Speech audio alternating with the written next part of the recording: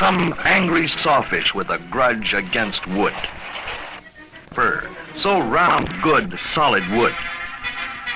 They're called peelers, and they're headed for the mill. Another log ready to be made into plywood sees its last of the great outdoors. I wished it would hurry because I was getting into trouble trying to follow. Gotta keep the finger on the button even when your camera case is outward bound. Looked like goodbye to my old case, but I hadn't counted on rescue, nor had I expected to meet the hero of my plywood story. Kind of a talky type. His name was Sam, and as far as I could make out, they'd jolted him to keep me out of the buzzsaw. But he was interested in my problem right off, and in fact, offered to show me around the mill if I'd put him in the picture, so why not? We headed for the inside story. This, Sam explained, was the log from the pond on its way to the barker, which strips it down to the sapwood. The log then moves on to the machine that, says Sam, is the pride and joy of the mill.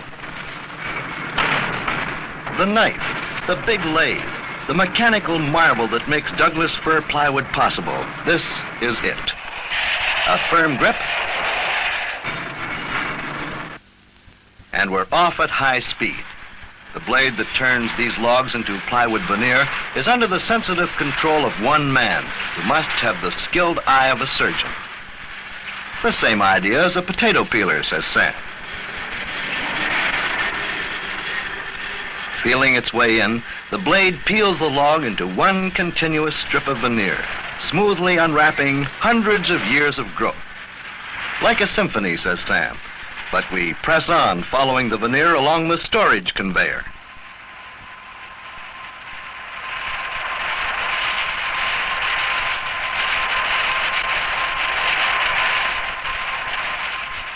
Then onto the conveyor that carries it to the clipper. This clipper works by an electric eye automatically clipping the veneer into 27 or 54-inch widths. Meanwhile, the operator keeps a sharp eye out for defects. This one really does a job chop-chop. After which the veneer is graded into stacks of different sizes and qualities. If Sam hadn't put me wise, I'd have said they'd made a mess of a real nice log.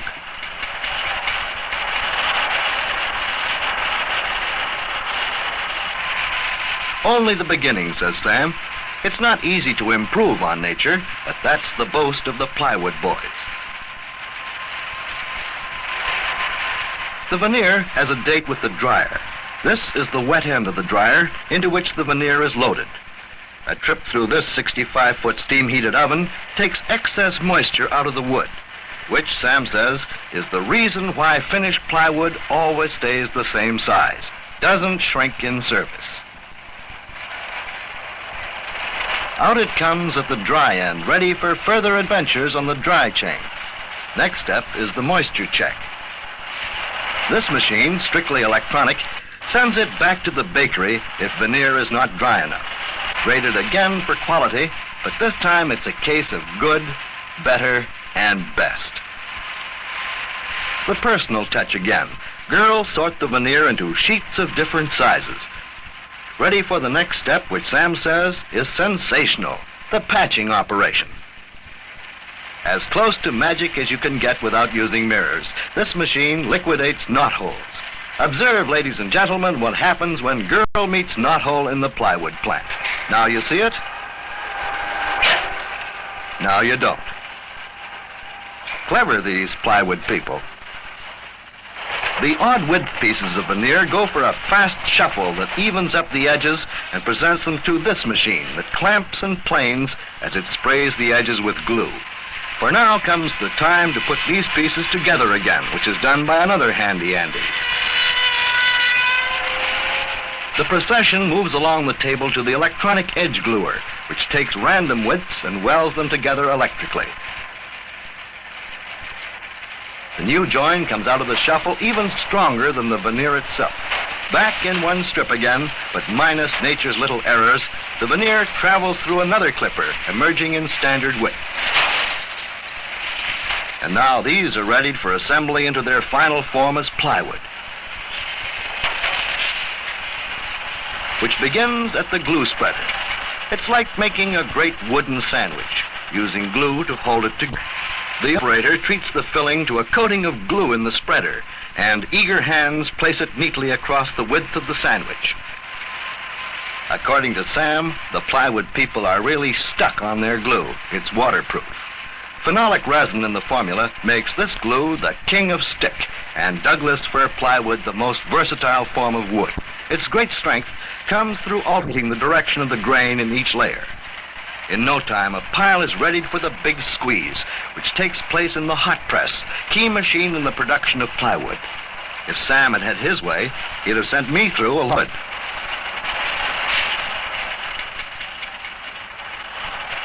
This hot press is always pressing. While batch number 1 is being squeezed, the operators are busy posting batch number 2 in the automatic charger.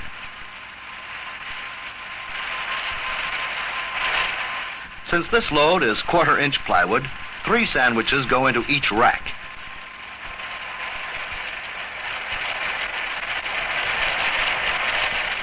As soon as the operator gets an all clear, he opens the hot press, taking 500 tons of pressure and 275 degrees of heat off batch number 1. The automatic charger then starts to load its new veneer sandwiches into the press.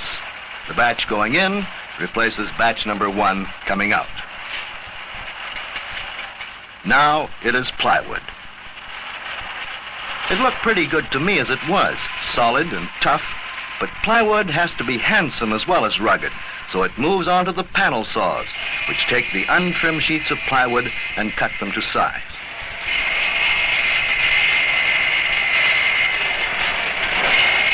In this major manicure, the rough edges are trimmed off, and the sheets are cut precisely into 4 by 8 foot panels.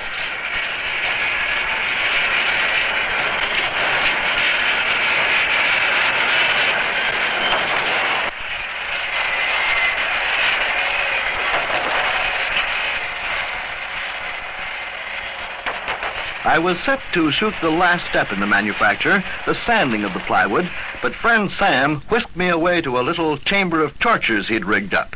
He made quite a pitch for how plywood can take it. What you can't do to plywood, he says, isn't worth doing. For instance, you can't split it. The cross-laminating of the veneer puts the axe against the grain every which way. Careful with that thing, son. The industry is proud of its safety record. Anyway, he convinced me it wouldn't split. He goes right on, says he, plywood is shock and impact resistant, bounces back full of fight. Just watch this.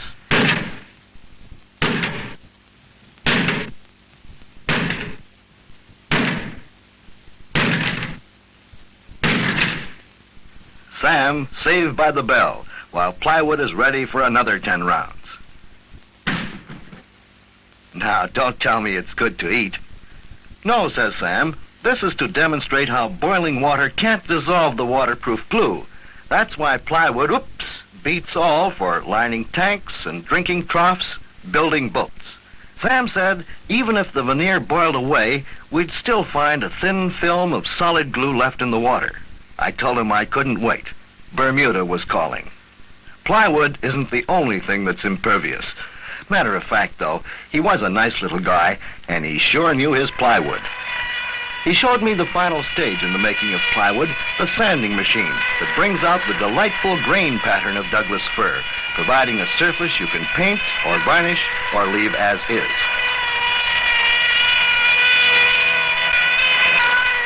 At last, I know how they get a square ping pong table out of a round fir tree. After it leaves the sander, the plywood has had the course and is ready for the final examination. The operator inspects and classes it into grades. Good on one side, hold for further finishing, or good on both sides. By the time it gets this far, plywood has really been through the mill, so it is mostly A1. This sanded plywood is made in 5 standard thicknesses, ranging from 1/4 to 3/4 of an inch thick.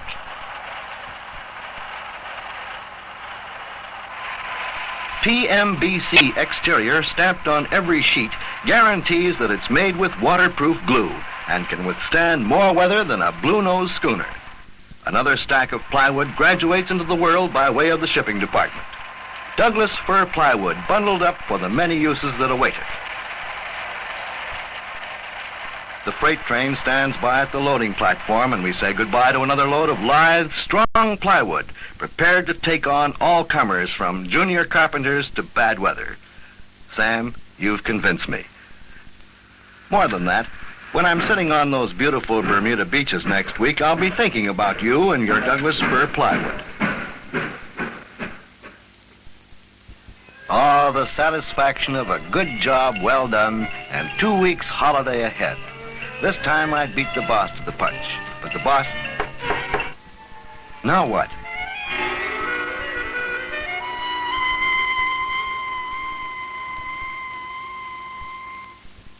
Another wire. Maybe congratulations and a raise for smart camera work under difficult conditions. Maybe an invitation to take an extra week's holiday with pay. Maybe, manufacturing footage good. Now show plywood in service. Industrial, commercial, and plywood on the farm. Regards, Peterson. Goodbye, Bermuda, land of try and get there. Plywood calls again. Nobody knows the plywood I've seen from Charlottetown in the Maritimes to Quebec, where it's called contreplaqué, to Montreal, where I didn't sleep for a week, and through the big backyard of Winnipeg. The trail of plywood is hot and wide as the prairies themselves. I shot the stuff from coast to coast. A few miles from Vancouver, I found myself up to the scuppers in Capilano River, shooting the big Cleveland Dam. A cascade of concrete. This dam takes shape in forms of plywood, the perfect crib for this baby. Plywood is strong enough to hold the pressure of a large body of concrete, flexible enough to follow the contours of an engineer's dream. Construction men love it. A new bridge inherits clean, smart lines from forms made of plywood. A 6-lane concrete roadbed will set comfortably in its plywood cradle, and finally leave the bridge with a matchless complexion and the contractor with a satisfied customer. The pillars have a classic purity of line, sculpture by plywood. I found $1 million department store building in a form of plywood and realized that builders who think big think plywood. The big idea gets around. Took these king-size wall forms to show just how big they come. Sam would have been delighted here. These forms have to withstand moisture and pressure and impact and be used over and over again. I could see they were doing it too.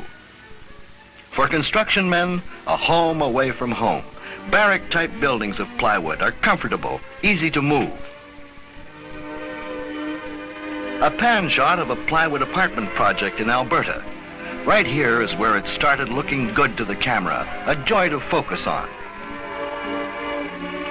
Changing lenses, I zoomed in close to find out why. Like I expected, plywood sheathing, fast to put up, and no cracks for cold drafts to sneak in. A plywood safety canopy, and another pretty girl is saved from the steam shovel. Nice? Upstairs, the plywood forms leapfrog this modern skyscraper. And so we have a sharp example of before and after. Unbroken lines of beauty thanks to you know what. But there are other uses. How about this gracious little church built of plywood? Out across Canada's farmland, I found plywood very much at home. This pen shelters Bossy from the blizzard.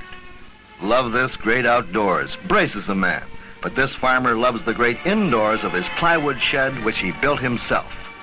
Plywood makes a dry, warm stable for his modern team of horses and provides an emergency grain storage bin for a bumper crop. Nothing but the best to produce wool or lamb chops, so the sheep shelter gets an economical, unsanded plywood roof that takes kindly to a coat of paint. The kiddies play with next year's winter woolies. Real cute. And there's Daddy, happy as only a man can be when he thinks he may get by with one coat. The plywood sheath barn lends itself to an easy window, clean and quick as a boy's grin. Odd pieces are handy to keep around and could become part of a chicken feeder, like so. Waste not and want not, a use for every square foot. There's nothing odd about these ends. Built to last, that solid sheet of wood won't rack or warp. The girls are crazy about their new dining room. A plywood pig feeder is the last word in troughs. Simple enough to build, says the farmer, yet strong enough to take on the hungriest porker. Just follow your nose. Nothing like plywood when there's swine to dine. I ship off on a sea of wheat in the wake of a squadron of harvesters bringing in the sheaves. The farmer who plowed, planted, and prayed for this crop of gold measures his wealth in good, healthy grain, so the storage bin must be safe as a bank.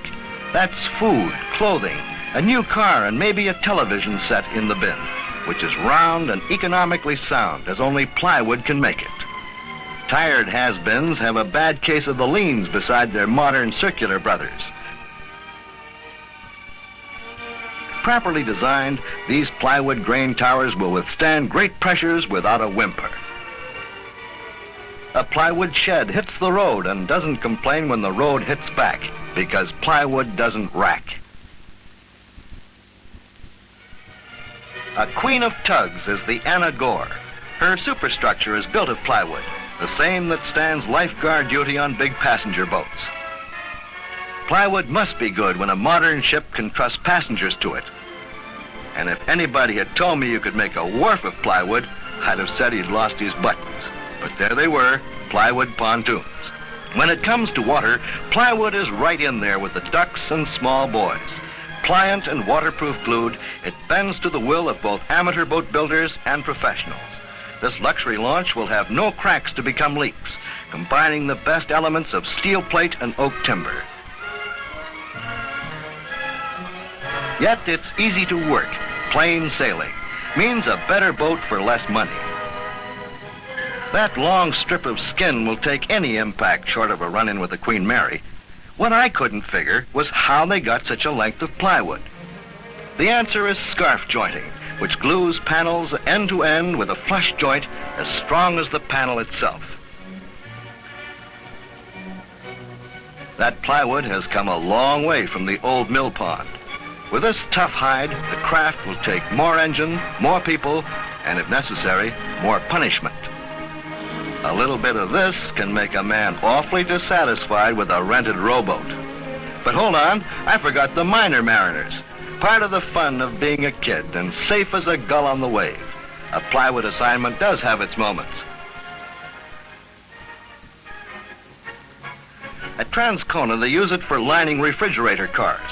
Each sheet fits speedily into place, providing an airtight insulation, an impact-resistant surface, easy to clean, too. Working behind the scenes as smooth backing for a signboard or playing a feature role as a handsome hunk of door, plywood makes real friends. Paintable? Why, sure. As Sam said, the stuff won't split up, real friendly to work with. I began to appreciate the finer points of its character and why one should always have a sheet or two handy. It has many uses. Cupboards for the modern Mother Hubbard, or shelves for the student craftsman. Plywood is the carpenter's friend, the wood that holds its shape, no sag and no shrink. But the place where plywood gets really friendly is in the home. To show this, I found a housing development and started off with plywood forms for the foundation used over and over again. Speed spells economy. Erected on Monday, poured on Tuesday, sets on Wednesday, leaving a really smooth, attractive surface on Thursday. A picture ready for the frame. As a subfloor, I found plywood lays flat and is quick to install. It knocks down the cost of fitting, joining, and nailing by about 60%. Really holds with the nails. BC Douglas fir plywood also comes in unsanded grades. These cost less, which makes them popular for wall sheathing, roof sheathing, and for subfloors. A wall sheathed with plywood needs no diagonal bracing, is easy to erect.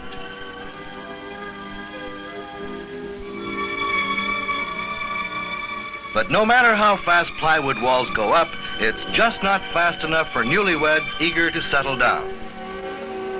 Here was human interest for my story. The boss would go for this, a happy couple previewing their new home.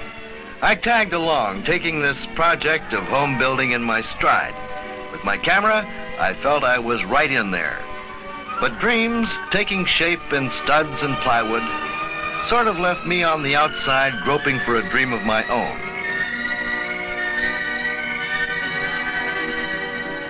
Maybe I should settle down and find me a little wife like that. Oh, I could just see it. Dream house, dream girl. She'll be so wonderful, so pleasant to have around my plywood home.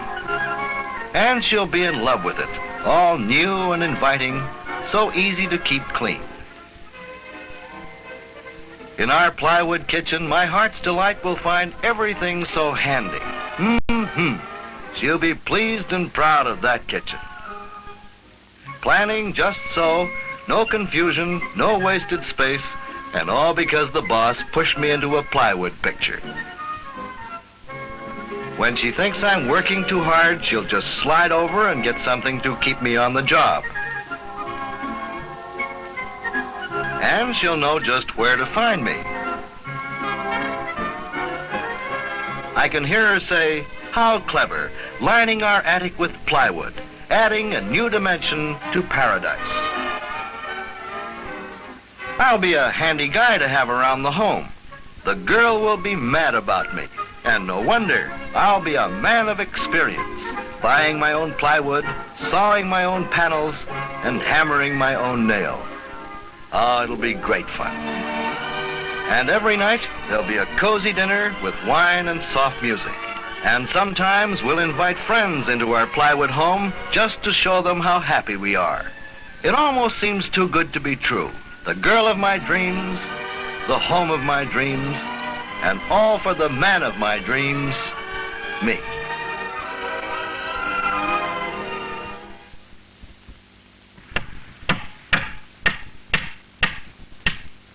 I hope he falls on his plywood subfloor. Oh, it's not that funny. Human interest stuff? Phooey. No use hanging around here. Anyway, I had to finish my sequence on sheathing. Along came a nice, quiet chap carrying a panel of plywood to make a roof.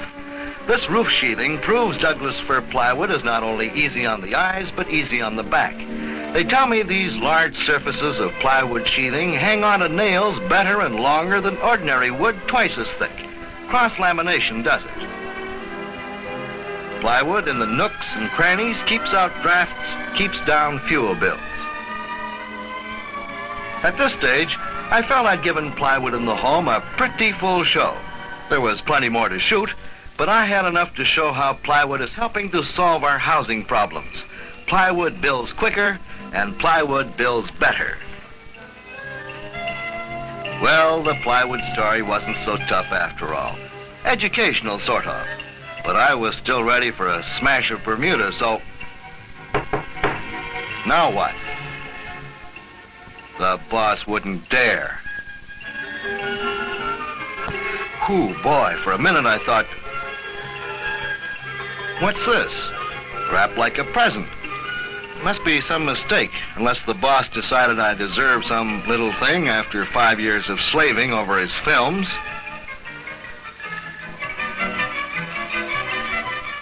By golly, it's a neat-looking job of plywood.